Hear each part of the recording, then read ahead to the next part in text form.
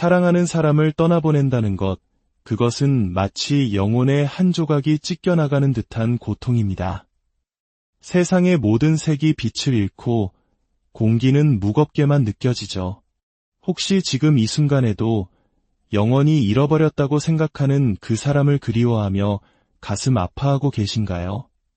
만약 바로 그 사람이 지금 당신 곁에 서서 이야기를 함께 듣고 있다면 어떨 것 같으신가요?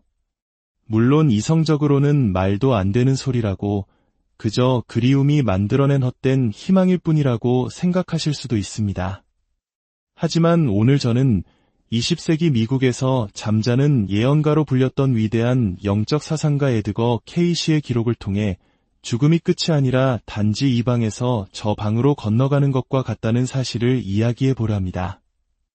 그리고 세상을 떠난 당신의 소중한 사람들이 여전히 당신 곁에 머물며 필사적으로 당신의 관심을 구하고 있다는 7가지 분명한 신호에 대해 함께 나누고자 합니다.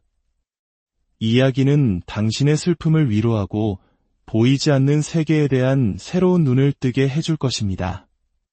몇 해 전 제게는 모든 것을 바꿔놓은 경험이 있었습니다. 할머니께서 돌아가신 지 6개월쯤 지났을 때였습니다. 슬픔은 여전히 거대했고 가슴 한가운데가 텅 빈 듯한 공허함은 좀처럼 채워지지 않았습니다. 한국인이라면 누구나 공감할 그 애틋하고 깊은 정으로 묶여있던 존재가 사라졌을 때의 상실감이었죠. 할머니의 유품을 정리하다가 저는 낡은 편지 상자 하나를 발견했습니다. 놀랍게도 그 편지들은 할머니께서 당신의 어머니, 즉 저의 증조할머니께서 돌아가신 후에 홀로 쓰신 편지들이었습니다. 1952년에 쓰인 한 편지에서 저는 숨을 멈추게 한 구절을 발견했습니다. 어머니, 사람들이 저를 미쳤다고 할지도 모르지만 어머니는 저를 찾아오세요. 꿈속이 아니에요. 부엌에 놓아둔 물건을 살짝 옮겨놓기도 하시고 우리가 함께 듣던 노래가 라디오에서 흘러나오게도 하세요. 어제는 어머니의 향수 냄새가 너무나도 짙게 나서 저도 모르게 뒤를 돌아보았답니다. 바로 거기 서 계실 것만 같아서요. 이 편지는 저를 새로운 탐구의 길로 이끌었습니다. 그리고 깨닫게 되었죠. 저희 할머니는 미치신 것도 헛것을 보신 것도 아니었다는 것을요. 할머니가 경험하신 일들은 에드거 케이시가 수십 년에 걸쳐 기록해온 현상과 정확히 일치했습니다. 우리가 잃어버린 사랑하는 이들이 여전히 이 세상과 교감하는 실제적이고 구체적인 방식 말입니다. 케이시는 40년 이상 사랑하는 이를 잃은 수천 명의 사람들을 위한 상담, 즉 리딩을 진행했습니다. 그리고 그는 상담을 거듭하며 우리 대부분이 한 번도 배워본 적 없는 진실을 밝혔습니다. 죽음은 관계를 끝내는 것이 아니라 그 형태를 변화시킬 뿐이라고 말입니다. 본격적으로 7가지 신호를 알아보기 전에 우리가 먼저 이해해야 할 것이 있습니다. 바로 케이시가 밝혀낸 의식의 본질입니다. 1931년 남편의 갑작스러운 죽음으로 엄청난 충격에 빠진 한 여인이 케이시를 찾아왔습니다. 그녀는 남편이 괜찮은지, 평안한지, 아니 존재하기는 하는 것인지 알고 싶어 했습니다. 케이시가 깊은 명상 상태에 들어가 전해온 메시지는 단순한 위로가 아니었습니다. 그것은 하나의 계시였습니다. 그는 우리의 본질인 의식은 결코 파괴될 수 없다고 설명했습니다. 마치 물이 수증기로 변하듯 그 형태만 바뀔 뿐이라고요. 영혼은 그저 하나의 존재 상태에서 다른 상태로 전환하는 것입니다. 그리고 여기서부터가 정말 중요한 부분입니다. 케이시에 따르면 죽음 직후 영혼들은 종종 물질계 가까이에, 특히 그들이 가장 사랑했던 사람들 곁에 머문다고 합니다. 그들이 저 세상으로 가지 못해 갇혀 있는 것이 아닙니다. 사랑 그 자체가 물리적인 죽음을 초월하는 강력한 에너지의 한 형태이기 때문입니다. 그 에너지는 계속해서 자신을 표현하고 연결되려 하며 남겨진 이들을 위로하고 인도할 방법을 찾습니다. 이것은 그저 아름다운 시적 표현이 아닙니다. 케이시에 따르면 이것이 바로 우주가 작동하는 방식입니다. 만약 우리가 무엇을 찾아야 할지 안다면, 세상을 떠난 영혼들이 사용하는 언어를 이해한다면, 우리는 우리 주변 모든 곳에서 그들의 존재를 인식하기 시작할 것입니다. 하지만 우리 대부분은 이러한 신호들을 그저 상상이나 슬픔이 만들어낸 환각 혹은 우연의 일치로 치부하도록 배워왔습니다. 과학적인 도구로 측정할 수 없으면 진짜가 아니라고 믿도록 길들여져 왔죠. 케이시는 이를 유물론적 사고의 비극이라 불렀습니다. 우리가 이러한 연결의 가능성에 마음을 닫아버림으로써 우리는 단순한 위로를 놓치는 것이 아니라 우리가 가장 사랑하는 사람들과의 계속되는 관계 그 자체를 놓치고 있는 것이라고 말입니다. 자, 이제부터 당신의 삶에서 일어났을지도 모르는 그 비밀스러운 신호들을 하나씩 풀어가 보겠습니다. 혹시라도 떠나간 누군가가 여전히 내 곁에 있는 것 같다고 느낀 순간이 단 한 번이라도 있었다면 이 이야기가 그 경험들을 영원히 다른 시각으로 보게 만들어줄 것입니다. 첫 번째 신호, 고요 속의 속삭임. 이것은 당신에게도 최근에 일어났을 수 있는 일입니다. 에드거 케이시에 따르면 세상을 떠난 영혼들이 소통을 시도하는 가장 흔한 방법 중 하나는 이른바 경계가 옅어지는 시간, 즉 보통 새벽 2시에서 4시 사이에 우리를 부드럽게 깨우는 것입니다. 스트레스나 걱정 때문에 불안하게 잠에서 깨는 것과는 완전히 다릅니다. 이것은 마치 누군가 당신의 이름을 속삭인 것처럼 부드럽고 온화하게 당신을 얕은 잠에서 깨어나게 합니다. 잠에서 깼을 때 당신은 놀라거나 불안한 대신 이상하리만치 정신이 맑고 주변을 또렷하게 인식하게 됩니다. 케이시는 이 새벽 시간에는 두 세계 사이의 장막이 가장 얇아진다고 설명했습니다. 우리의 이성적이고 분석적인 마음은 잠잠해지고 감정을 느끼는 마음은 열려 있어 사랑하는 이들이 우리에게 더 쉽게 다가올 수 있는 시간입니다. 여기서 케이시가 강조한 핵심은 이럴 때 당신은 결코 두려움을 느끼지 않는다는 것입니다. 오히려 설명할 수 없는 깊은 위안과 평온함을 느끼게 됩니다. 방 안에 보이지 않는 누군가가 함께 있다는 존재감, 혼자가 아니라는 느낌을 받기도 합니다. 저 역시 할머니가 돌아가신 후 처음으로 이런 경험을 했습니다. 새벽 3시 17분, 정확히 그 시간에 눈을 떴습니다. 나중에야 알게 된 사실이지만 그 시간은 할머니께서 매일 아침 기도를 드리기 위해 일어나시던 시간이었습니다. 그 순간 믿을 수 없는 평화가 저를 감쌌고 부엌에서 할머니가 내리시던 구수한 커피 향이 나는 것만 같았습니다. 물론 확인하러 갔을 때 부엌에는 아무것도 없었지만 그 느낌, 그 감각만큼은 너무나도 생생하고 분명했습니다. 세상을 떠난 영혼들은 우리의 바쁘고 회의적인 마음에 방해 없이 다가갈 수 있기 때문에 이 고요한 시간을 선택합니다. 그들은 우리를 놀라게 하려는 것이 아닙니다. 괜찮다고, 사랑은 죽음으로 끝나지 않는다고 그저 우리를 안심시키고 싶을 뿐입니다. 두 번째 신호, 특별한 메신저. 에드거 케이시가 기록한 두 번째 신호는 동물, 특히 새나 나비, 심지어는 반려동물이 평소와 다른 특별한 행동을 통해 저 너머의 메시지를 전달하는 경우입니다. 케이시는 영혼들이 물리적인 사물을 움직이는 것보다 동물의 행동에 영향을 미치는 것이 훨씬 쉽다고 설명했습니다. 동물들은 본능적으로 영적인 에너지에 더 민감하며 우리를 둘러싼 보이지 않는 차원에 더 열려있기 때문입니다. 케이시의 기록에는 수많은 사례가 등장합니다. 어머니가 돌아가신 후 매일 아침 창가에 날아와 앉던 붉은새 이야기, 사랑하는 사람의 기일에 정확히 어깨에 내려앉았던 나비 이야기, 평소에는 무뚝뚝하던 고양이가 슬픔에 잠긴 가족 곁을 떠나지 않고 위로해주던 이야기 등입니다. 여기서 중요한 열쇠는 바로 타이밍과 그 마주침이 주는 느낌입니다. 이것은 단순한 우연이 아닙니다. 이런 일들은 바로 당신이 떠나간 그 사람을 간절히 생각하고 있을 때, 슬픔으로 힘들어할 때, 신호가 가장 절실하게 필요할 때 일어납니다.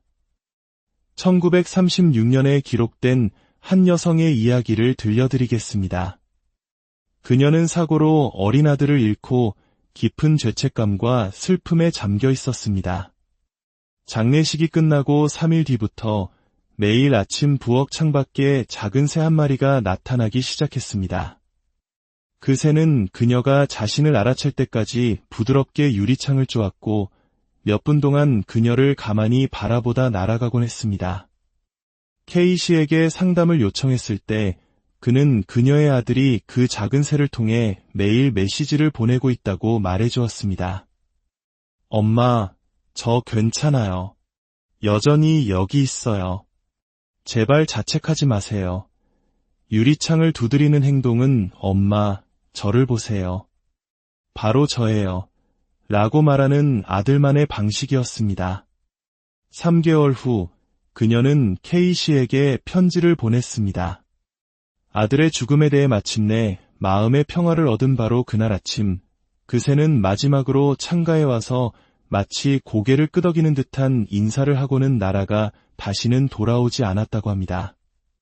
만약 이 이야기가 당신의 마음에 작은 울림이라도 주었다면 잠시 시간을 내어 이 영상에 좋아요를 눌러주세요. 그리고 이처럼 의미 있는 이야기를 계속해서 나누고 싶으시다면 구독을 통해 저희와 함께 해주세요. 여러분의 작은 관심은 슬픔 속에 있는 다른 이들에게 따뜻한 위로를 전하고 저희가 이러한 콘텐츠를 계속 만들어 나갈 수 있는 큰 힘이 됩니다. 세 번째 신호, 익숙한 향기. 세 번째 신호는 사랑하는 사람을 잃은 거의 모든 사람이 공감할 수 있는 경험일 것입니다. 바로 아무것도 없는 곳에서 갑자기 그 사람 특유의 향기가 느껴지는 현상입니다. 케이 씨는 후각이 이성적인 마음을 거치지 않고 우리의 감정적인 기억과 곧바로 연결되기 때문에 가장 직접적인 영적 소통 경로 중 하나라고 설명했습니다.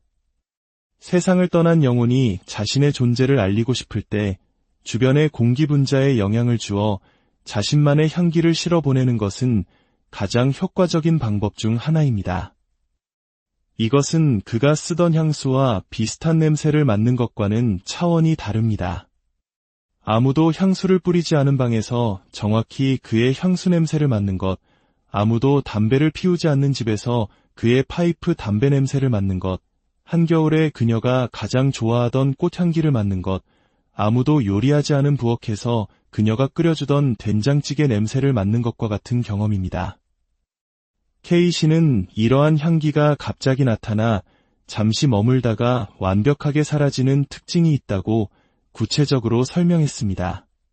그리고 항상 당신에게 위로가 필요할 때, 그들을 생각하고 있을 때, 혹은 두 사람의 관계에 중요했던 기념일에 이런 현상이 일어납니다. 네 번째 신호, 전기적 교감. 아마도 케이 씨가 기록한 가장 흥미로운 신호 중 하나는 그가 전기적 교감이라고 불렀던 현상일 것입니다.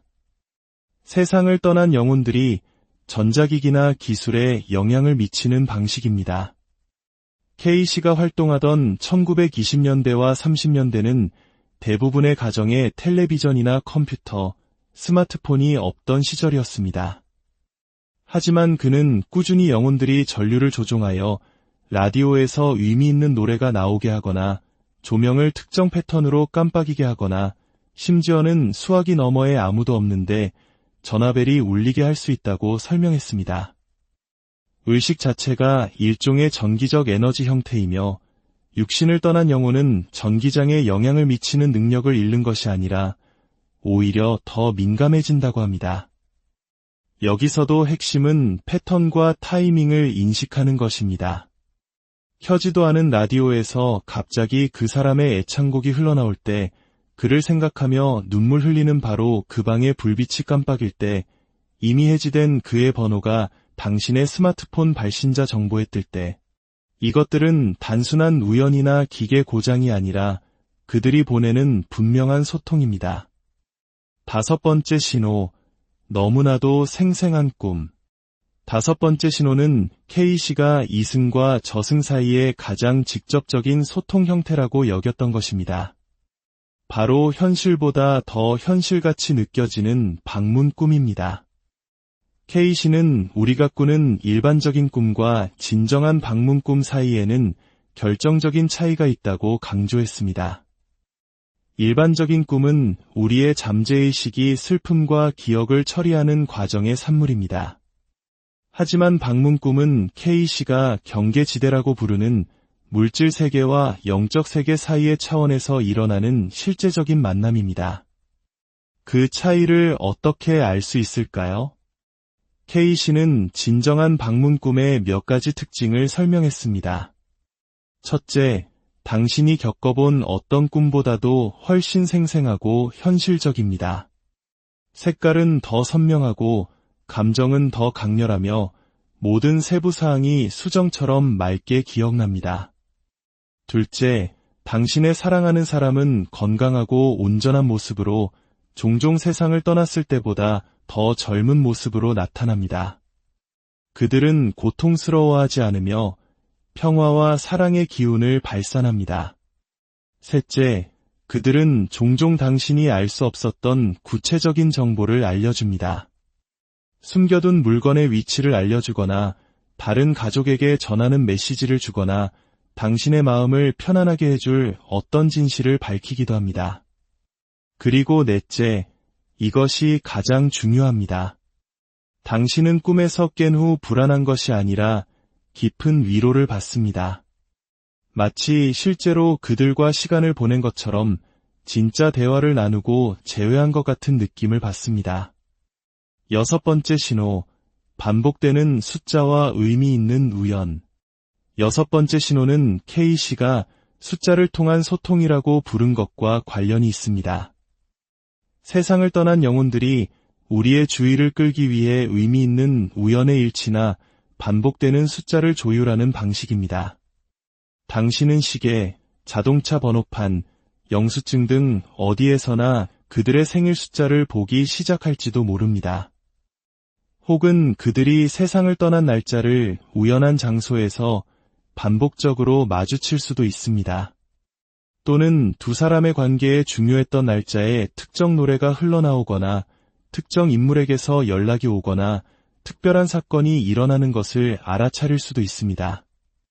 K씨는 영혼들이 동시성의 그물망, 즉 무작위적으로 보이는 사건들 사이에 보이지 않는 연결에 영향을 미칠 수 있다고 설명했습니다.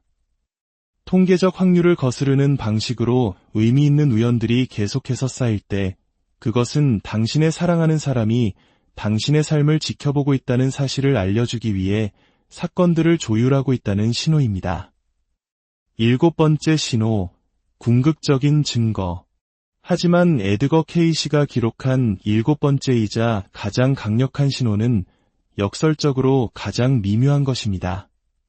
바로 눈으로 보거나 귀로 들을 수는 없지만 당신의 사랑하는 사람이 곁에 있다는 것을 의심할 여지 없이 느끼는 그 감각입니다.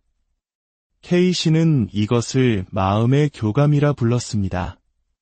사랑은 죽음도 끊을 수 없는 에너지적 유대를 만들어내며 때때로 그 유대감이 너무나 강해져서 마치 그들이 물리적으로 옆에 서 있는 것처럼 그들의 존재를 분명하게 느낄 수 있다는 것입니다. 이것은 상상이나 헛된 바람이 아닙니다. K씨에 따르면 이것은 당신의 영혼이 당신을 사랑하는 존재의 고유한 에너지 서명을 인식하는 것입니다. 당신이 가장 필요로 하는 순간 당신 곁으로 가까이 다가오기를 선택한 그들의 존재를 느끼는 것입니다. 어려운 결정을 내려야 할 때 갑자기 사랑과 지혜에 둘러싸인 듯한 느낌이 들 수도 있고 홀로 울고 있을 때 보이지 않는 팔이 당신을 감싸 안는 것처럼 느껴질 수도 있습니다. 중요한 일을 축하할 때 그들 역시 함께 기뻐하고 있음을 느낄 수도 있습니다. K씨는 분명히 말했습니다. 세상을 떠난 사랑하는 사람의 존재감이 느껴질 때 그 느낌을 믿으라고 말입니다. 스스로를 설득하여 떨쳐내거나 합리화하여 지워버리지 마세요. 그들은 거기에 있습니다. 당신과 함께 있습니다. 사랑이 죽음보다 강하다는 것을 당신에게 알려주고 있는 것입니다. 이제 이 모든 신호들이 가리키는 더 깊은 진실이 있습니다. 이 신호들은 그저 저편에서 오는 무작위적인 위로가 아닙니다. 그것은 더 큰 그림의 일부입니다. 우리가 사랑하는 사람이 세상을 떠났을 때 우리는 그들을 잃기만 하는 것이 아닙니다. 우리는 그들과 다른 종류의 관계를 맺을 기회를 얻게 됩니다. 그들은 더 이상 육체, 시간, 공간의 제약을 받지 않습니다. 그들은 동시에 여러 사람과 함께 있을 수 있고 먼 거리의 사건에 영향을 미칠 수 있으며 살아있을 때 불가능했던 방식으로 우리에게 지혜와 보호를 제공할 수 있습니다.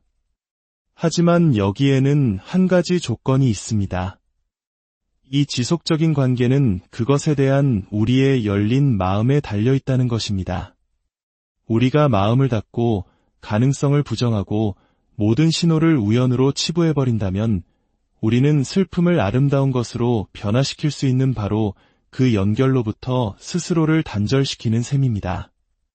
우리가 그들의 신호를 알아차리고 그들에게 말을 걸고 우리의 일상 속에 그들을 포함시킬 때 우리는 두세 개를 잇는 다리를 더욱 튼튼하게 만듭니다.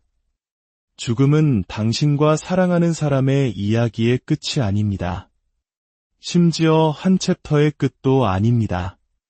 그것은 단지 함께하는 방식이 다른 형태로 전환된 것일 뿐입니다. 당신이 그리워하는 사람들은 당신을 떠나지 않았습니다. 그들은 당신의 마음이 의심할 때조차 당신의 심장이 인식하는 신호와 동시성, 존재감의 교감을 통해 이것을 보여주려 애쓰고 있습니다. 문제는 그들이 여전히 당신과 함께 있느냐가 아닙니다. 진짜 질문은 당신이 그 사실을 스스로 믿을 준비가 되었느냐는 것입니다. 육체적 죽음을 초월하는 사랑의 마음을 열 준비가 되었나요? 지금 이 순간에도 당신이 그리워하는 모든 이들은 사라지지 않았습니다. 그들은 당신의 물리적인 눈으로는 볼 수 없는 형태일 뿐 바로 여기에 있습니다. 당신을 인식하고 당신에게 계속되는 사랑과 존재의 신호를 보내고 있습니다. 오늘 밤 잠자리에 들 때 그들에게 말해보세요. 거기 있다는 것을 안다고. 예전에는 놓쳤을지도 모르는 신호들에 대해 감사하다고. 그리고 그들의 존재를 더 명확하게 느낄 수 있도록 도와달라고 부탁해보세요. 진정한 사랑은 결코 끝나지 않는다는 것을 믿으세요. 그것은 단지 당신이 이전에 가졌던 것보다 훨씬 더 아름다운 무언가로 변형될 뿐입니다. 죽음은 삶의 반대말이 아닙니다. 그것은 삶의 다음 표현일 뿐입니다. 사랑 안에서 사랑은 영원합니다. 여러분의 마음에 그리고 세상을 떠난 소중한 이들의 영혼의 평화가 깃들기를 진심으로 기도합니다. 사랑하는 사람을 떠나보낸다는 것, 그것은 마치 영혼의 한 조각이 찢겨나가는 듯한 고통입니다. 세상의 모든 색이 빛을 잃고 공기는 무겁게만 느껴지죠. 혹시 지금 이 순간에도 영원히 잃어버렸다고 생각하는 그 사람을 그리워하며 가슴 아파하고 계신가요? 만약 바로 그 사람이 지금 당신 곁에 서서 이야기를 함께 듣고 있다면 어떨 것 같으신가요? 물론 이성적으로는 말도 안 되는 소리라고 그저 그리움이 만들어낸 헛된 희망일 뿐이라고 생각하실 수도 있습니다. 하지만 오늘 저는 20세기 미국에서 잠자는 예언가로 불렸던 위대한 영적 사상가 에드거 케이시의 기록을 통해 죽음이 끝이 아니라 단지 이 방에서 저 방으로 건너가는 것과 같다는 사실을 이야기해 보랍니다. 그리고 세상을 떠난 당신의 소중한 사람들이 여전히 당신 곁에 머물며 필사적으로 당신의 관심을 구하고 있다는 7가지 분명한 신호에 대해 함께 나누고자 합니다. 이야기는 당신의 슬픔을 위로하고 보이지 않는 세계에 대한 새로운 눈을 뜨게 해줄 것입니다. 몇 해 전, 제게는 모든 것을 바꿔놓은 경험이 있었습니다. 할머니께서 돌아가신 지 6개월쯤 지났을 때였습니다. 슬픔은 여전히 거대했고 가슴 한가운데가 텅 빈 듯한 공허함은 좀처럼 채워지지 않았습니다. 한국인이라면 누구나 공감할 그 애틋하고 깊은 정으로 묶여있던 존재가 사라졌을 때의 상실감이었죠. 할머니의 유품을 정리하다가 저는 낡은 편지 상자 하나를 발견했습니다. 놀랍게도 그 편지들은 할머니께서 당신의 어머니, 즉 저의 증조할머니께서 돌아가신 후에 홀로 쓰신 편지들이었습니다. 1952년에 쓰인 한 편지에서 저는 숨을 멈추게 한 구절을 발견했습니다. 어머니, 사람들이 저를 미쳤다고 할지도 모르지만 어머니는 저를 찾아오세요. 꿈속이 아니에요. 부엌에 놓아둔 물건을 살짝 옮겨놓기도 하시고 우리가 함께 듣던 노래가 라디오에서 흘러나오게도 하세요. 어제는 어머니의 향수 냄새가 너무나도 짙게 나서 저도 모르게 뒤를 돌아보았답니다. 바로 거기 서 계실 것만 같아서요. 이 편지는 저를 새로운 탐구의 길로 이끌었습니다. 그리고 깨닫게 되었죠. 저희 할머니는 미치신 것도 헛것을 보신 것도 아니었다는 것을요. 할머니가 경험하신 일들은 에드거 케이시가 수십 년에 걸쳐 기록해온 현상과 정확히 일치했습니다. 우리가 잃어버린 사랑하는 이들이 여전히 이 세상과 교감하는 실제적이고 구체적인 방식 말입니다. 케이시는 40년 이상 사랑하는 이를 잃은 수천 명의 사람들을 위한 상담, 즉 리딩을 진행했습니다.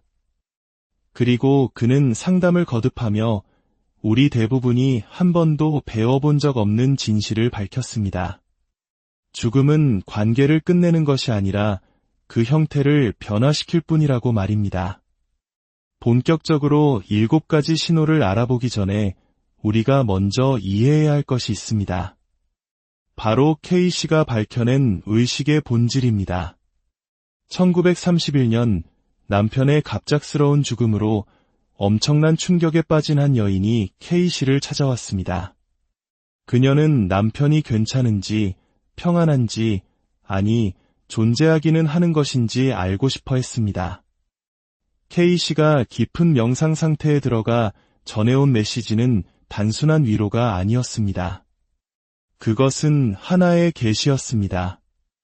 그는 우리의 본질인 의식은 결코 파괴될 수 없다고 설명했습니다. 마치 물이 수증기로 변하듯 그 형태만 바뀔 뿐이라고요. 영혼은 그저 하나의 존재 상태에서 다른 상태로 전환하는 것입니다. 그리고 여기서부터가 정말 중요한 부분입니다.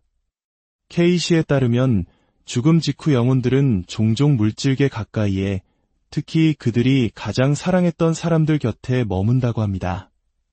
그들이 저 세상으로 가지 못해 갇혀 있는 것이 아닙니다.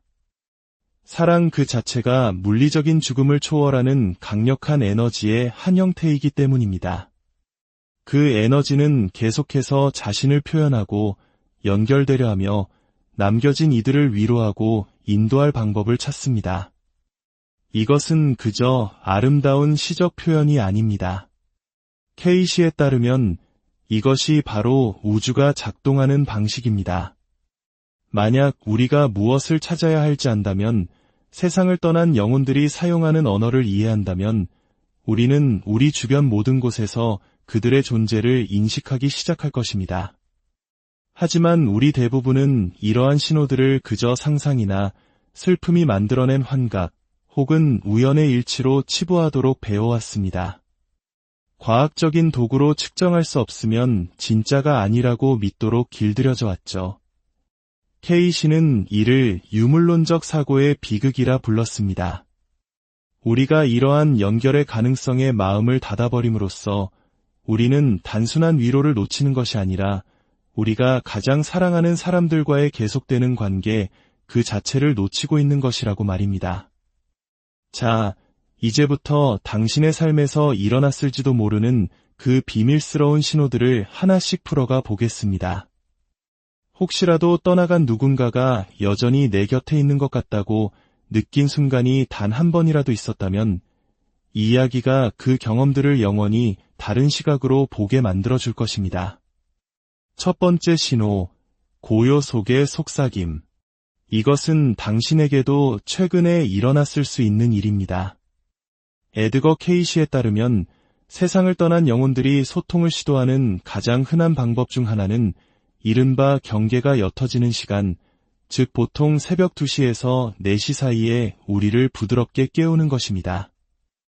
스트레스나 걱정 때문에 불안하게 잠에서 깨는 것과는 완전히 다릅니다.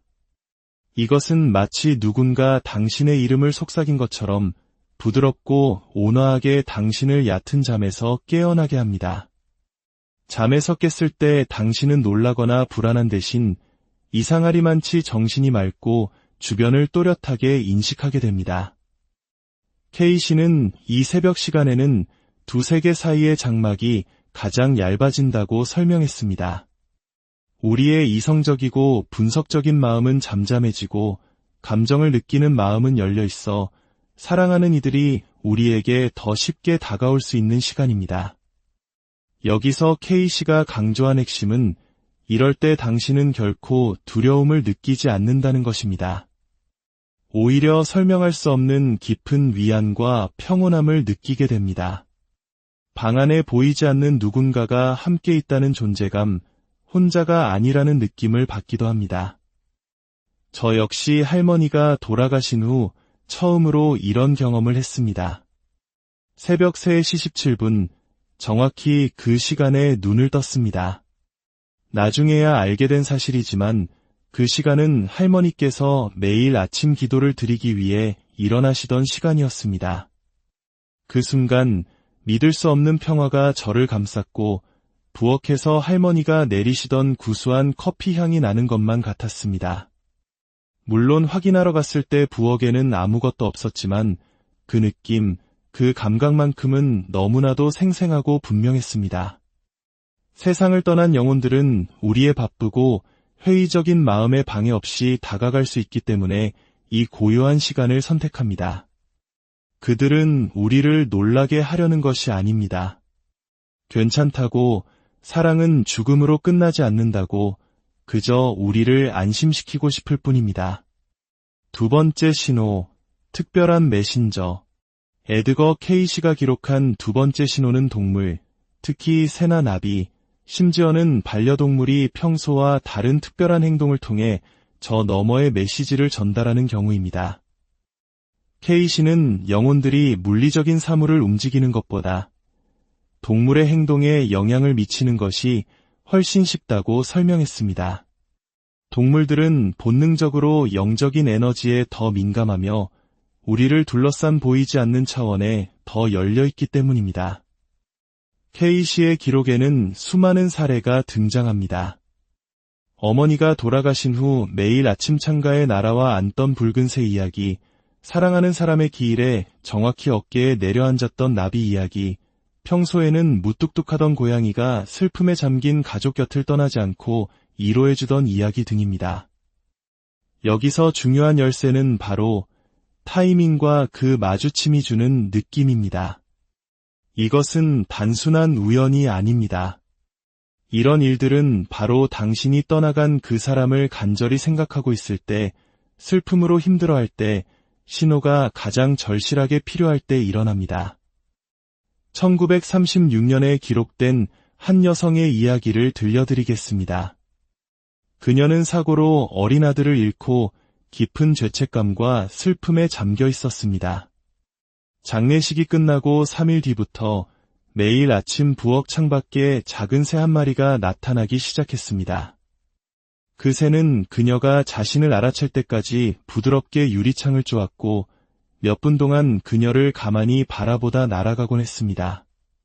케이시에게 상담을 요청했을 때 그는 그녀의 아들이 그 작은 새를 통해 매일 메시지를 보내고 있다고 말해주었습니다. 엄마, 저 괜찮아요. 여전히 여기 있어요. 제발 자책하지 마세요. 유리창을 두드리는 행동은 엄마, 저를 보세요. 바로 저예요. 라고 말하는 아들만의 방식이었습니다. 3개월 후 그녀는 K씨에게 편지를 보냈습니다. 아들의 죽음에 대해 마침내 마음의 평화를 얻은 바로 그날 아침, 그새는 마지막으로 창가에 와서 마치 고개를 끄덕이는 듯한 인사를 하고는 나라가 다시는 돌아오지 않았다고 합니다. 만약 이 이야기가 당신의 마음에 작은 울림이라도 주었다면 잠시 시간을 내어 이 영상에 좋아요를 눌러주세요. 그리고 이처럼 의미 있는 이야기를 계속해서 나누고 싶으시다면 구독을 통해 저희와 함께 해주세요. 여러분의 작은 관심은 슬픔 속에 있는 다른 이들에게 따뜻한 위로를 전하고 저희가 이러한 콘텐츠를 계속 만들어 나갈 수 있는 큰 힘이 됩니다. 세 번째 신호, 익숙한 향기. 세 번째 신호는 사랑하는 사람을 잃은 거의 모든 사람이 공감할 수 있는 경험일 것입니다. 바로 아무것도 없는 곳에서 갑자기 그 사람 특유의 향기가 느껴지는 현상입니다. K씨는 후각이 이성적인 마음을 거치지 않고 우리의 감정적인 기억과 곧바로 연결되기 때문에 가장 직접적인 영적 소통 경로 중 하나라고 설명했습니다. 세상을 떠난 영혼이 자신의 존재를 알리고 싶을 때 주변의 공기 분자에 영향을 주어 자신만의 향기를 실어보내는 것은 가장 효과적인 방법 중 하나입니다. 이것은 그가 쓰던 향수와 비슷한 냄새를 맡는 것과는 차원이 다릅니다. 아무도 향수를 뿌리지 않은 방에서 정확히 그의 향수 냄새를 맡는 것, 아무도 담배를 피우지 않는 집에서 그의 파이프 담배 냄새를 맡는 것, 한겨울에 그녀가 가장 좋아하던 꽃향기를 맡는 것, 아무도 요리하지 않은 부엌에서 그녀가 끓여주던 된장찌개 냄새를 맡는 것과 같은 경험입니다. K씨는 이러한 향기가 갑자기 나타나 잠시 머물다가 완벽하게 사라지는 특징이 있다고 구체적으로 설명했습니다. 그리고 항상 당신에게 위로가 필요할 때, 그들을 생각하고 있을 때, 혹은 두 사람의 관계에 중요했던 기념일에 이런 현상이 일어납니다. 네 번째 신호, 전기적 교감. 아마도 K씨가 기록한 가장 흥미로운 신호 중 하나는 그가 전기적 교감이라고 불렀던 현상일 것입니다. 세상을 떠난 영혼들이 전자기기나 기술에 영향을 미치는 방식입니다. K씨가 활동하던 1920년대와 30년대는 대부분의 가정에 텔레비전이나 컴퓨터, 스마트폰이 없던 시절이었습니다. 하지만 그는 꾸준히 영혼들이 전류를 조종하여 라디오에서 의미 있는 노래가 나오게 하거나 조명을 특정 패턴으로 깜빡이게 하거나 심지어는 수화기 너머에 아무도 없는데 전화벨이 울리게 할 수 있다고 설명했습니다. 의식 자체가 일종의 전기적 에너지 형태이며 육신을 떠난 영혼은 전기장에 영향을 미치는 능력을 잃는 것이 아니라 오히려 더 민감해진다고 합니다. 여기서도 핵심은 패턴과 타이밍을 인식하는 것입니다.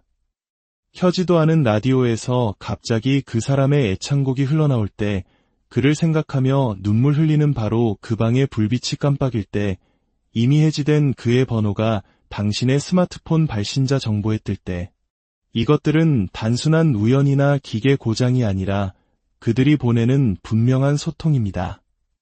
다섯 번째 신호, 너무나도 생생한 꿈. 다섯 번째 신호는 K씨가 이승과 저승 사이의 가장 직접적인 소통 형태라고 여겼던 것입니다. 바로 현실보다 더 현실같이 느껴지는 방문 꿈입니다. K씨는 우리가 꾸는 일반적인 꿈과 진정한 방문 꿈 사이에는 결정적인 차이가 있다고 강조했습니다. 일반적인 꿈은 우리의 잠재의식이 슬픔과 기억을 처리하는 과정의 산물입니다. 하지만 방문 꿈은 K씨가 경계지대라고 부르는 물질 세계와 영적 세계 사이의 차원에서 일어나는 실제적인 만남입니다. 그 차이를 어떻게 알 수 있을까요? K씨는 진정한 방문 꿈의 몇 가지 특징을 설명했습니다. 첫째, 당신이 겪어본 어떤 꿈보다도 훨씬 생생하고 현실적입니다. 색깔은 더 선명하고 감정은 더 강렬하며 모든 세부 사항이 수정처럼 맑게 기억납니다.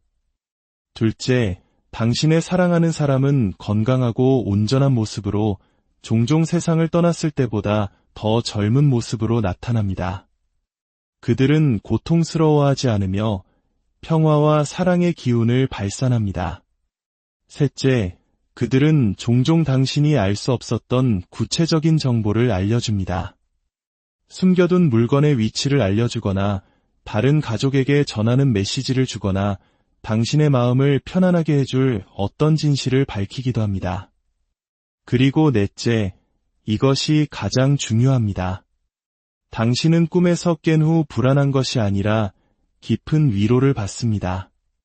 마치 실제로 그들과 시간을 보낸 것처럼 진짜 대화를 나누고 재회한 것 같은 느낌을 받습니다.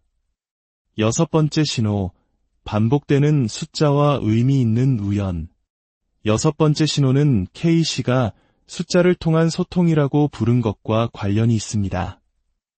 세상을 떠난 영혼들이 우리의 주의를 끌기 위해 의미 있는 우연의 일치나 반복되는 숫자를 조율하는 방식입니다. 당신은 시계, 자동차 번호판, 영수증 등 어디에서나 그들의 생일 숫자를 보기 시작할지도 모릅니다.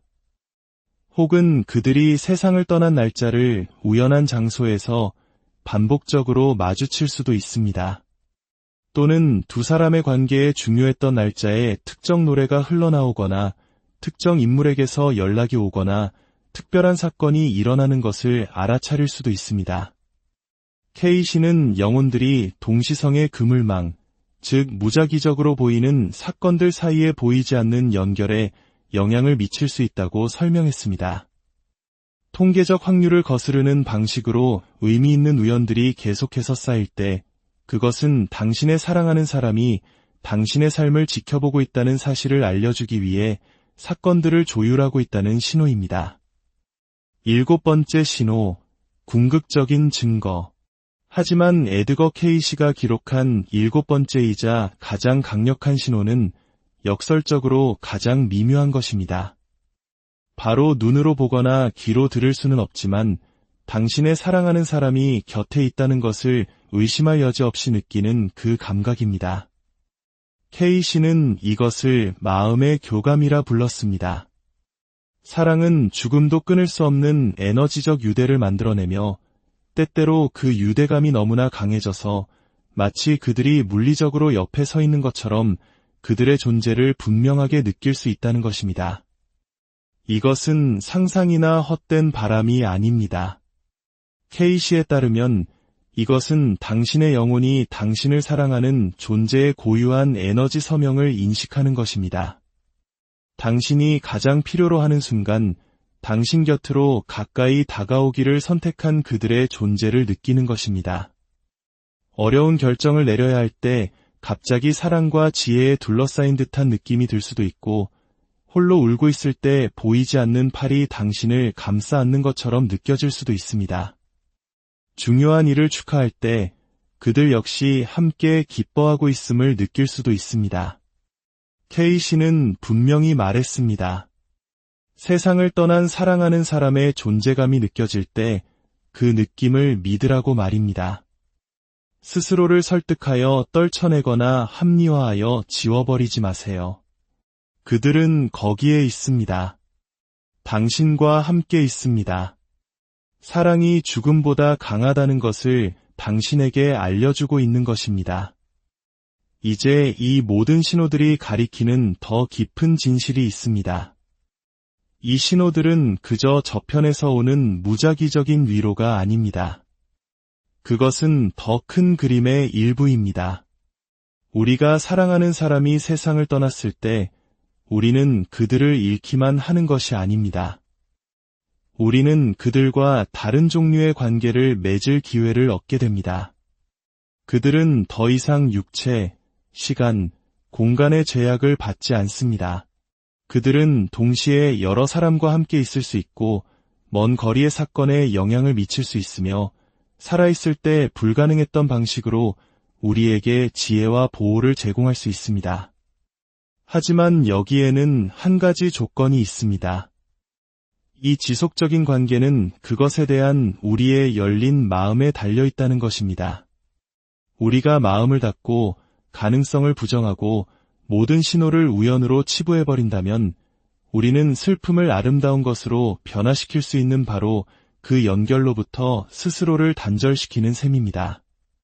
우리가 그들의 신호를 알아차리고 그들에게 말을 걸고 우리의 일상 속에 그들을 포함시킬 때 우리는 두세 개를 잇는 다리를 더욱 튼튼하게 만듭니다. 죽음은 당신과 사랑하는 사람의 이야기의 끝이 아닙니다. 심지어 한 챕터의 끝도 아닙니다. 그것은 단지 함께하는 방식이 다른 형태로 전환된 것일 뿐입니다. 당신이 그리워하는 사람들은 당신을 떠나지 않았습니다. 그들은 당신의 마음이 의심할 때조차 당신의 심장이 인식하는 신호와 동시성, 존재감의 교감을 통해 이것을 보여주려 애쓰고 있습니다. 문제는 그들이 여전히 당신과 함께 있느냐가 아닙니다. 진짜 질문은 당신이 그 사실을 스스로 믿을 준비가 되었느냐는 것입니다. 육체적 죽음을 초월하는 사랑의 마음을 열 준비가 되었나요? 지금 이 순간에도 당신이 그리워하는 모든 이들은 사라지지 않았습니다. 그들은 당신의 물리적인 눈으로는 볼 수 없는 형태일 뿐 바로 여기에 있습니다. 당신을 인식하고 당신에게 계속되는 사랑과 존재의 신호를 보내고 있습니다. 오늘 밤 잠자리에 들 때 그들에게 말해보세요. 거기 있다는 것을 안다고. 예전에는 놓쳤을지도 모르는 신호들에 대해 감사하다고. 그리고 그들의 존재를 더 명확하게 느낄 수 있도록 도와달라고 부탁해보세요. 진정한 사랑은 결코 끝나지 않는다는 것을 믿으세요. 그것은 단지 당신이 이전에 가졌던 것보다 훨씬 더 아름다운 무언가로 변형될 뿐입니다. 죽음은 삶의 반대말이 아닙니다. 그것은 삶의 다음 표현일 뿐입니다. 사랑 안에서 사랑은 영원합니다. 여러분의 마음에 그리고 세상을 떠난 소중한 이들의 영혼의 평화가 깃들기를 진심으로 기도합니다. 사랑하는 사람을 떠나보낸다는 것, 그것은 마치 영혼의 한 조각이 찢겨나가는 듯한 고통입니다. 세상의 모든 색이 빛을 잃고 공기는 무겁게만 느껴지죠. 혹시 지금 이 순간에도 영원히 잃어버렸다고 생각하는 그 사람을 그리워하며 가슴 아파하고 계신가요? 만약 바로 그 사람이 지금 당신 곁에 서서 이야기를 함께 듣고 있다면 어떨 것 같으신가요? 물론 이성적으로는 말도 안 되는 소리라고 그저 그리움이 만들어낸 헛된 희망일 뿐이라고 생각하실 수도 있습니다.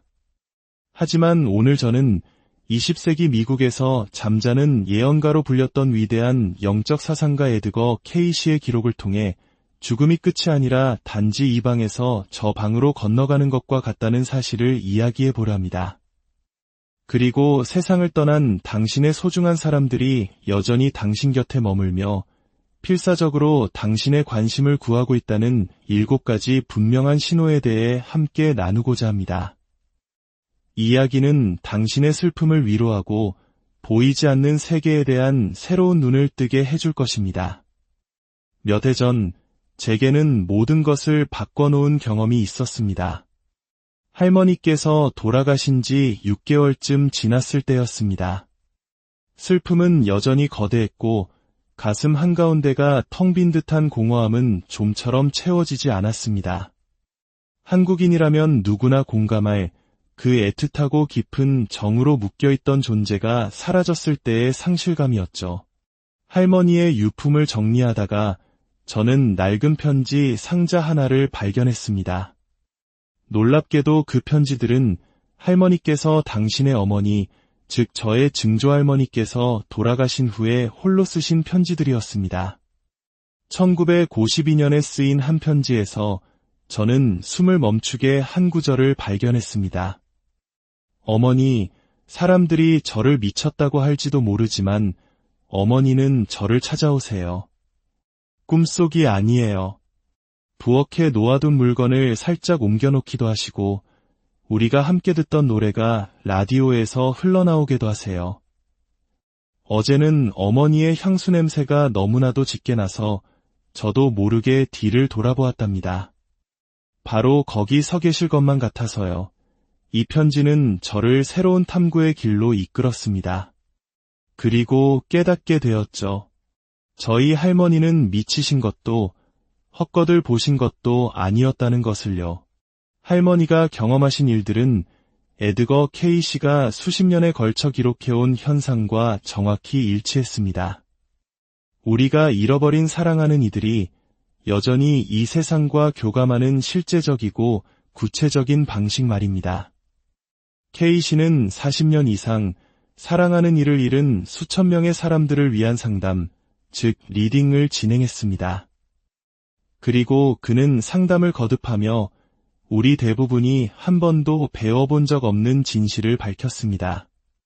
죽음은 관계를 끝내는 것이 아니라 그 형태를 변화시킬 뿐이라고 말입니다. 본격적으로 7가지 신호를 알아보기 전에 우리가 먼저 이해해야 할 것이 있습니다. 바로 케이시가 밝혀낸 의식의 본질입니다.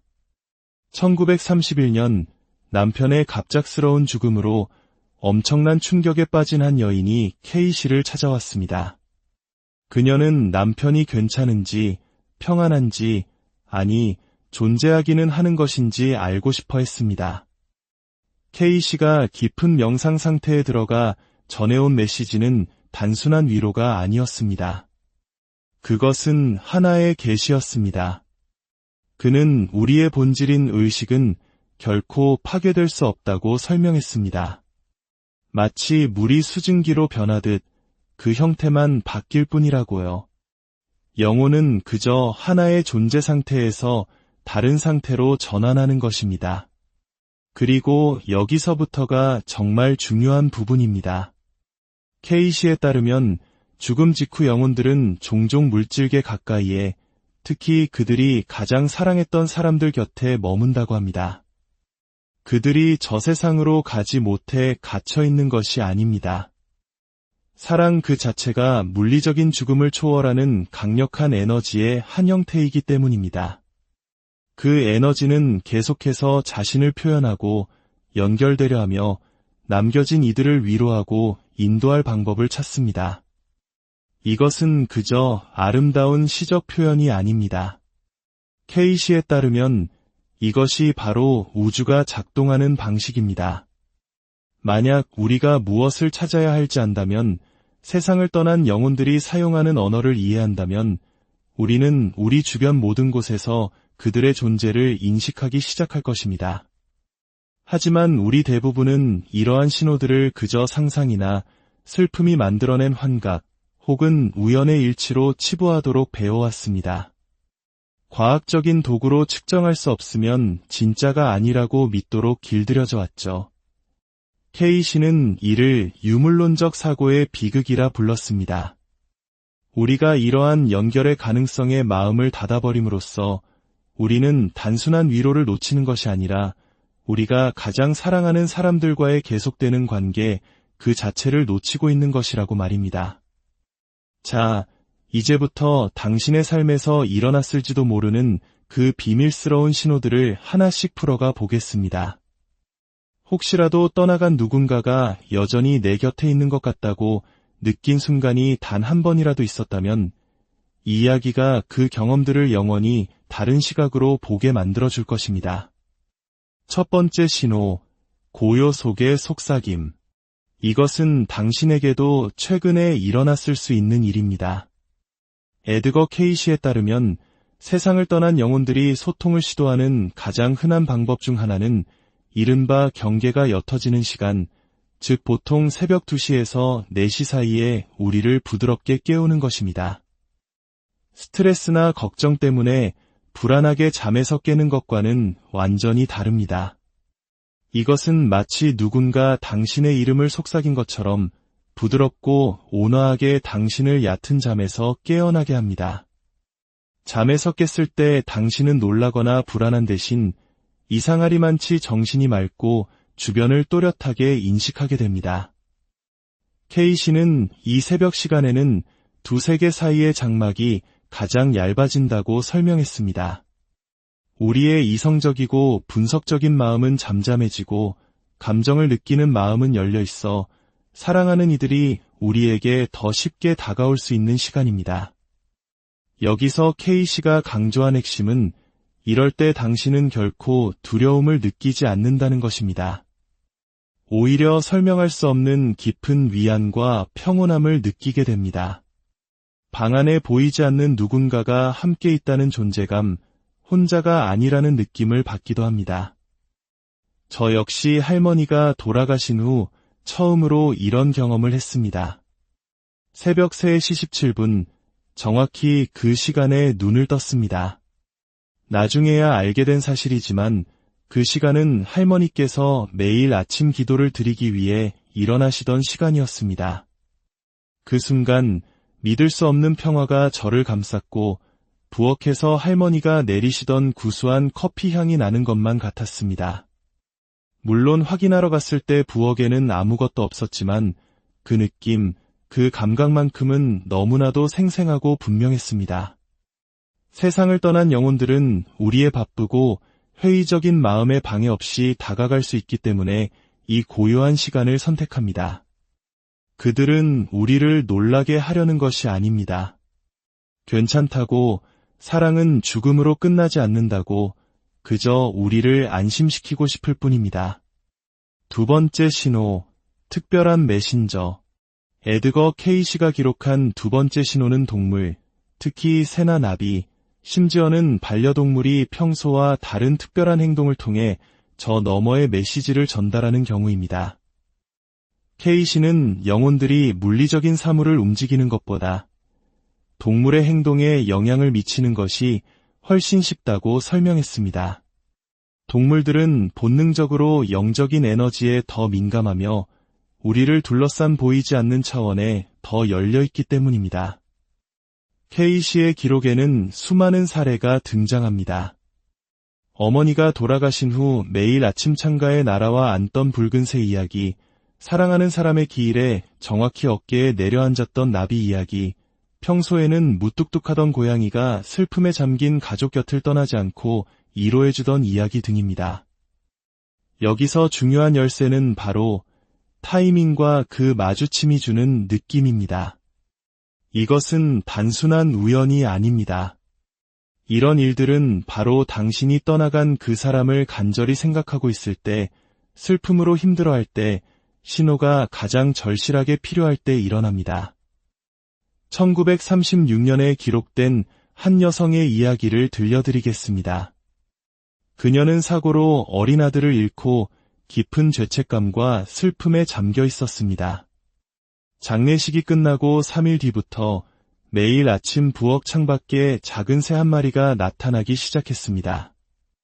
그 새는 그녀가 자신을 알아챌 때까지 부드럽게 유리창을 쪼았고 몇 분 동안 그녀를 가만히 바라보다 날아가곤 했습니다. K씨에게 상담을 요청했을 때 그는 그녀의 아들이 그 작은 새를 통해 매일 메시지를 보내고 있다고 말해주었습니다. 엄마, 저 괜찮아요. 여전히 여기 있어요. 제발 자책하지 마세요. 유리창을 두드리는 행동은 엄마, 저를 보세요. 바로 저예요. 라고 말하는 아들만의 방식이었습니다. 3개월 후 그녀는 K씨에게 편지를 보냈습니다. 아들의 죽음에 대해 마침내 마음의 평화를 얻은 바로 그날 아침, 그 새는 마지막으로 창가에 와서 마치 고개를 끄덕이는 듯한 인사를 하고는 날아가 다시는 돌아오지 않았다고 합니다. 만약 이 이야기가 당신의 마음에 작은 울림이라도 주었다면 잠시 시간을 내어 이 영상에 좋아요를 눌러주세요. 그리고 이처럼 의미 있는 이야기를 계속해서 나누고 싶으시다면 구독을 통해 저희와 함께 해주세요. 여러분의 작은 관심은 슬픔 속에 있는 다른 이들에게 따뜻한 위로를 전하고 저희가 이러한 콘텐츠를 계속 만들어 나갈 수 있는 큰 힘이 됩니다. 세 번째 신호, 익숙한 향기. 세 번째 신호는 사랑하는 사람을 잃은 거의 모든 사람이 공감할 수 있는 경험일 것입니다. 바로 아무것도 없는 곳에서 갑자기 그 사람 특유의 향기가